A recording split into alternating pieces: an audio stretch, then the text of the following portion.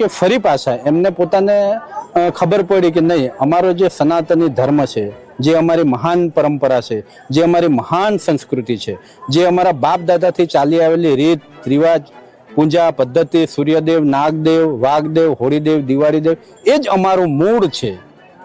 અને અમે મૂળ છોડીને જઈશું તો અમારો અસ્તિત્વ નાશ થઈ જાય, અસ્તિત્વનો નાશ થઈ જશે.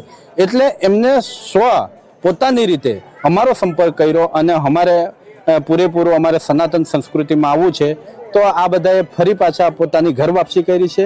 अरे तो मैं पहला बहुत बीमार पड़ेलो, मारे એ ધર્મ હતો પણ મેં બીમાર પડેલો ત્યારે મારે તો કઈ નહીં, મેં તો એવું કહેતો હતો કે મારું તો આ હિન્દુમાં જ ને એમ તો હિન્દુમાં જ એ કરી લેવું.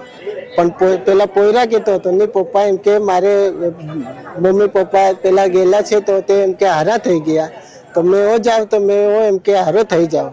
એટલે પછી મેં જતો હતો પણ પેલા પોયરા આવો થઈ ગયો, મારો થઈ ગયો, એટલે પછી મેં પેલું છોડી દીધું ને એ ધર્મ અપનાવ્યો. એ લોકો ચર્ચ બનાવ્યા અને ચર્ચમાં એ લોકો ભેગા કરે એમ, અને કોઈ બીમાર પડે તો પછી આ એને પોતાની મેડિકલમાં લઈ જાય. ખર્ચ તો જે થવાનું તે થાય જ, પણ એ કહે કે તમે ચર્ચમાં આવશો તો તમારે કોઈક ટ્રીટમેન્ટ કરશું એમ.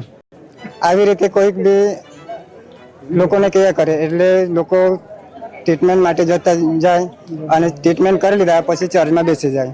આવા કરીને અત્યારે બહુ બધું ધર્માંતર થઈ ગયું છે.